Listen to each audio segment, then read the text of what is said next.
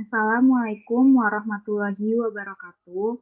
Kami dari kelompok 1 yang beranggotakan Siti Atika 2019-12-11-027, Nabila Putri Ardiansyah 2019-12-11-041, dan Adinda Sabelia 2019-12-11-045 ingin membahas tentang chapter 15 yaitu equity. Yang pertama ada corporate form.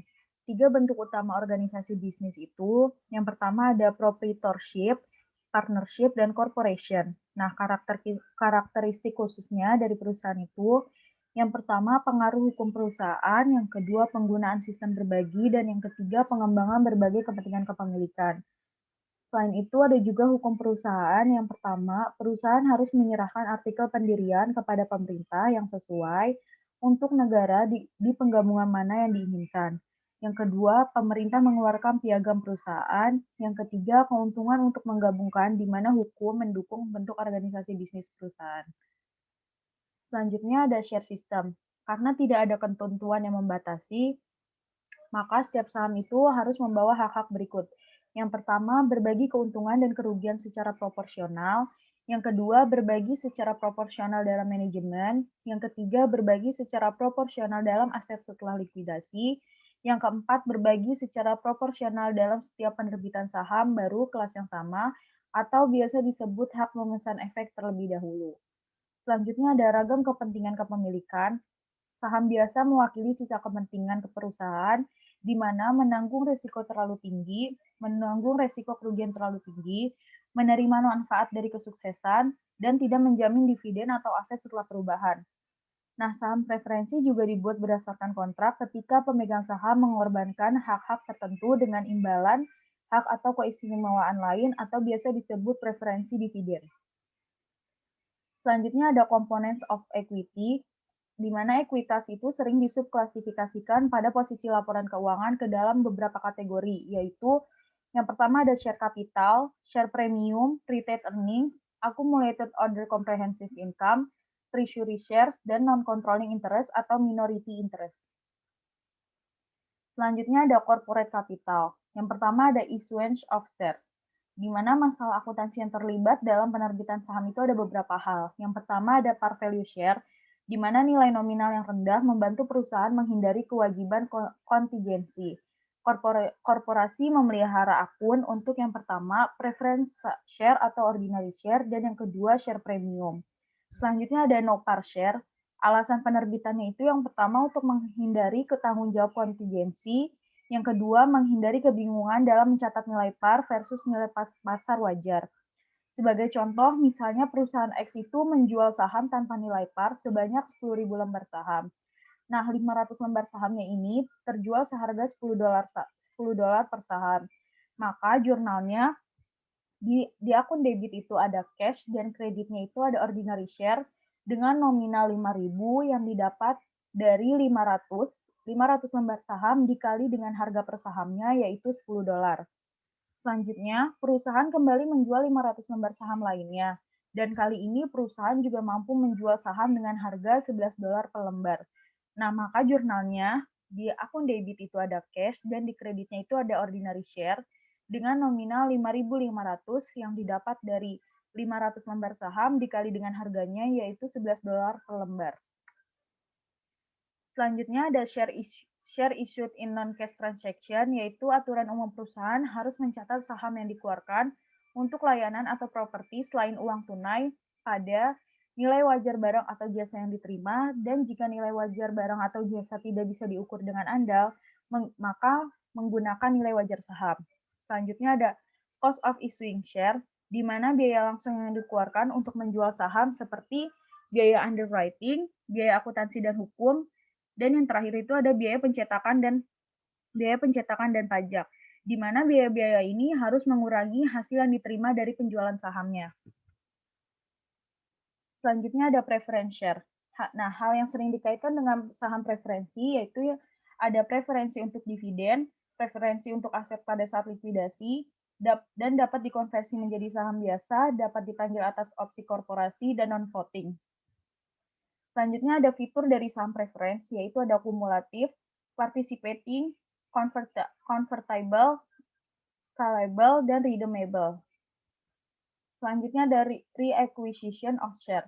Nah, tujuan perusahaan membeli saham beredar ini untuk yang pertama menyediakan distribusi kelebihan pajak yang efisien kepada pemegang saham, yang kedua meningkatkan laba per saham dan laba atas ekuitas, yang ketiga memberikan saham untuk kontrak kompensasi karyawan atau memenuhi kebutuhan merger potensial, yang keempat menggagalkan upaya pengambil alihan atau mengurangi jumlah pemegang saham, dan yang kelima membentuk pasar bagi saham. Selanjutnya yang pertama itu ada pembelian treasury share. Nah, pembelian treasury share ini ada dua metode. Yang pertama ada metode biaya, di mana metode ini menghasilkan pendebetan akun saham treasury untuk biaya reakuisisi, serta dalam metode ini dalam pelaporan keuangan sebagai pengurang dari modal yang di-store atau laba yang ditahan.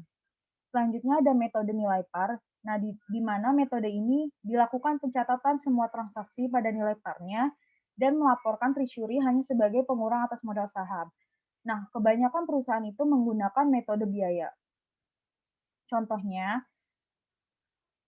sebagai ilustrasi, suatu perusahaan X menerbitkan 100.000 lembar saham dengan nilai par $30 per saham dan market value-nya adalah $51 per lembar.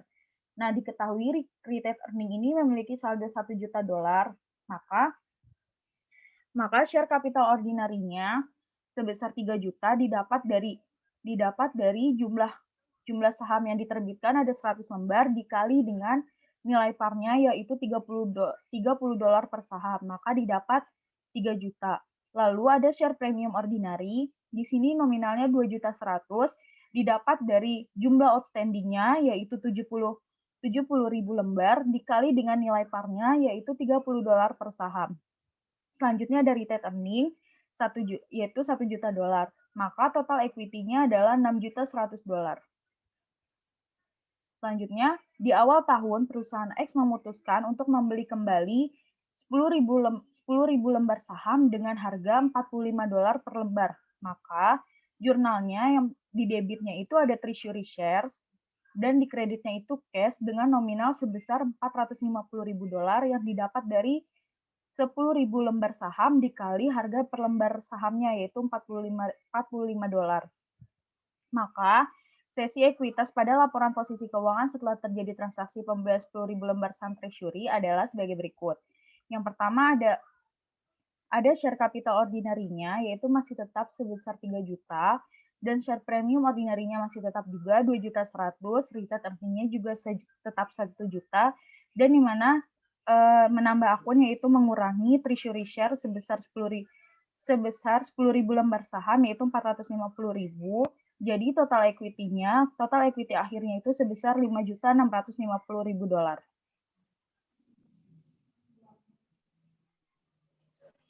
Yang kedua ada sale of treasury shares. Yang pertama ada sales of treasury shares above cost, yaitu saat menjual saham di atas biaya perolehan, maka perusahaan mengkredit selisih ini ke akun share premium. Sebagai ilustrasinya, perusahaan X menjual kembali 10.000 saham dengan harga $51 per lembar dengan kos $45 per lembar. Maka jurnalnya di debitnya cash sebesar $510.000, di kreditnya ada treasury shares sebesar $450 dan share premium treasury shares sebesar $60.000. Yang kedua ada sale of treasury shares below cost, yaitu di mana saat menjual saham di bawah biaya perolehan, maka perusahaan mendebit selisihnya ke akun share premium. Contohnya yaitu perusahaan X menjual 10.000 lembar saham dengan harga $42 per lembar dan kos per lembarnya itu $45, maka jurnalnya yang di debitnya itu ada cash sebesar $420.000 dan share premium treasury share sebesar $30.000 dan di kreditnya ada treasury shares sebesar $450.000. Yang selanjutnya yaitu dividend policy. Beberapa perusahaan membayar dividen dalam jumlah yang sama dengan laba ditahan mereka yang tersedia secara hukum karena yang pertama menjaga perjanjian dengan kreditur, yang kedua memenuhi persyaratan perusahaan, yang ketiga untuk membiayai pertumbuhan atau ekspansi, yang keempat untuk memperlancar pembayaran dividen, yang kelima untuk membangun bantalan dari kemungkinan kerugian. Kondisi keuangan dan pembagian dividen ada dua, yaitu sebelumnya membagikan dividen, manajer harus pertimbangkan ketersediaan dana untuk membayar dividen. Seharusnya tidak membayar dividen kecuali keduanya saat ini dan posisi keuangan masa depan menjamin distribusi. Ada tipe-tipe dari dividen, yaitu yang pertama ada cash dividend, di mana Dewan Direksi ini memberikan suara pada pengumuman dividen tunai. Dividen tunai yang diumumkan yaitu berupa kewajiban perusahaan tidak mengumumkan dividen tunai atau atas saham treasury. Contohnya, perusahaan X pada 10 Juni 2019 mendeklarasikan akan membayar dividen sebesar $0,5 per lembar saham untuk 1.800.000 lembar saham yang akan dibayar pada 16 Juli dan dicatat pada tanggal 24 Juni. Maka jurnalnya yaitu ada 3 pencatatan yang akan dicatat. Yang pertama, at date of declaration 10 Juni 2019, di debitnya dividen sebesar $900.000 dan di kreditnya dividen payable sama sebesar $900.000. Terus yang untuk at date of recording yang 24 Juni 2019 itu no entry, jadi tidak ada pencatatan. Yang ketiga itu at date of payment 16 Juli 2019. Jurnalnya dividen payable di debit $900.000 dan di kreditnya cash $900.000. Yang kedua ada property dividend, yaitu dividen dibayarkan dalam aset selain uang tunai, menyatakan kembali properti yang akan didistribusikannya dengan nilai wajar dengan mengakui keuntungan atau kerugian. Contoh soalnya yaitu Sen mendistribusikan sejumlah surat berharga dengan nilai buku $1.250.000 kepada para pemegang saham yang dideklarasikan pada tanggal 28 Desember 2018. Dividen ini akan didistribusikan pada 30 Januari 2019 dengan nilai per value investasi sebesar $2 juta. Maka ada dua pencatatan, yaitu yang pertama at date of declaration pada tanggal 28 Desember 2018. Yang pertama, debitnya yaitu equity investment-nya $750.000, di kreditnya unrealized holding gain income $750. Terus jurnal yang kedua ada dividennya di debit $2 juta dan di kreditnya property dividend payable $2 juta juga. Terus at date of distribution pada tanggal 30 Januari 2019. Jurnalnya yaitu property dividend payable di debit $2 juta dan di kreditnya equity investment $2 juta juga. Yang ketiga ada liquidating dividends, yaitu di mana setiap dividen yang tidak didasarkan pada laba merupakan pengurangan modal yang disetor perusahaan dan sejauh itu merupakan dividen likuidasi. Contoh soalnya ada McKinsey menerbitkan dividen untuk para pemegang saham sebesar $1.200.000. Dividennya berasal dari retained earnings sebesar $900.000 dan sisanya berasal dari saham.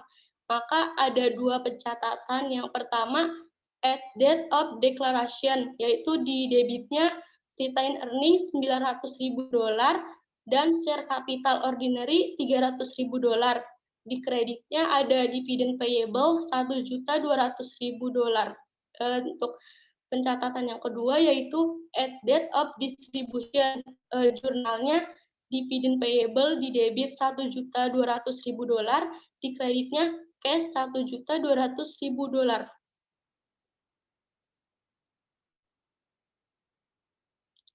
Ada share dividends dan share split. Yang pertama yaitu shares dividend, di mana penerbitan sahamnya sendiri oleh perusahaan kepada pemegang saham secara rata tanpa menerima pertimbangan apapun. Nilai nominal bukan nilai wajar yang digunakan untuk mencatat dividen saham. Dividen sahamnya ini tidak mempengaruhi aset atau kewajiban apapun. Contoh dari soalnya yaitu Pink menerbitkan 100.000 saham dengan fair value $10 per lembar dan diketahui saldo retained earning perusahaannya itu sebesar $5 juta. Kemudian Pink memutuskan untuk mengeluarkan dividen sebanyak 10% atau mengeluarkan dividen dalam bentuk saham sebanyak 10.000 lembar. Maka ada dua pencatatan, yaitu yang pertama at date of declaration. Jurnalnya retained earning di debit sebesar $100.000 dan di kreditnya ordinary share dividend distributable $100.000. Pencatatan yang kedua yaitu at date of payment. Di debitnya ordinary share dividend distribut sebesar $100.000 dan di kreditnya share capital ordinary $100.000 juga. Yang kedua ada share split. Share split ini untuk mengurangi nilai pasar saham dan tidak ada entry atau pencatatan yang direkam untuk pembagian saham dan juga menurunkan nilai nominal dan menambah jual saham. Perbedaan dari share dividend dan share split yaitu kalau share split dapat meningkatkan jumlah saham yang beredar dan menurunkan nilai nominal atau nilai per saham. Kalau untuk share dividend yaitu dapat meningkatkan jumlah saham yang beredar, tidak menurunkan nilai par, dan meningkatkan total nilai saham yang beredar.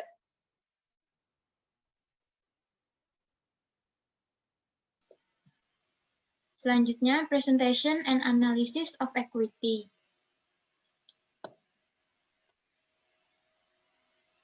Pengungkapan batasan atas saldo laba. Pembatasan tersebut paling baik diungkapkan dengan catatan batasan yang diberlakukan oleh perjanjian obligasi dan perjanjian pinjaman biasanya membutuhkan penjelasan yang diperpanjang. Pengungkapan catatan harus mengungkapkan sumber pembatasan, ketentuan yang terkait, dan jumlah laba yang ditahan tunduk pada pembatasan atau jumlah yang tidak dibatasi. Berikut contoh dari Statement of Financial Position dari Presentation of Equity. Di sini ada perusahaan yang bernama Frostplit, Statement of Financial Position pada tanggal Desember 31, 2019. Share capital preference-nya sebesar $100 per lembar, 100.000 authorized, 30.000 outstanding. Share capital ordinary state $10 per lembar, totalnya 3 juta. 500.000 authorized, 400.000 outstanding sebesar 4 juta. Ordinary share dividend distributable 200.000. Share premium ordinary sebesar 840.000, share premium preference 150.000, retain earning yang didapatkan yaitu sebesar 4.360.000 dan dikurangi dengan treasury shares sebesar 190.000 dan juga akumulasi accumulated other comprehensive loss sebesar $360.000 dan total equity yang kita dapatkan sebesar $12 juta.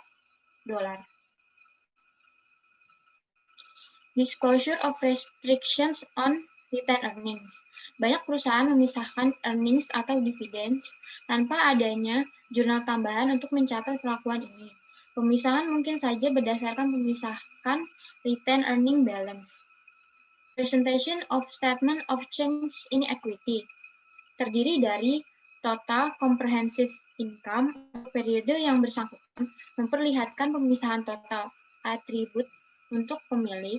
For each component of equity, untuk setiap elemen dilakukan rekonsiliasi akun pada awal dan pada akhir periode.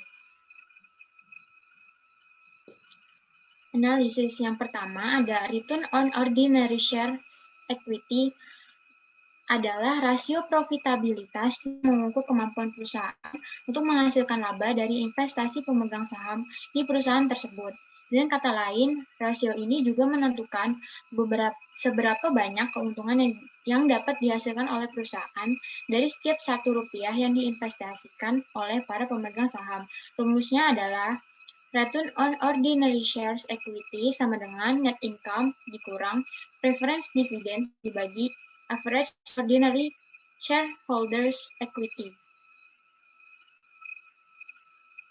Analisis yang kedua ada payout ratio.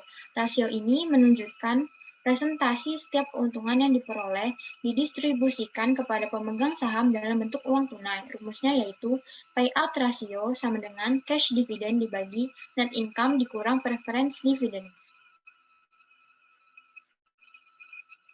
Selanjutnya, analisis ketiga yaitu book value per share adalah nilai dari ekuitas dibagi jumlah lembar saham yang berbeda. Secara teori, nilai buku per lembar saham adalah nilai yang akan didapatkan oleh pemilik saham bila perusahaan bangkrut dan dilikuidasi.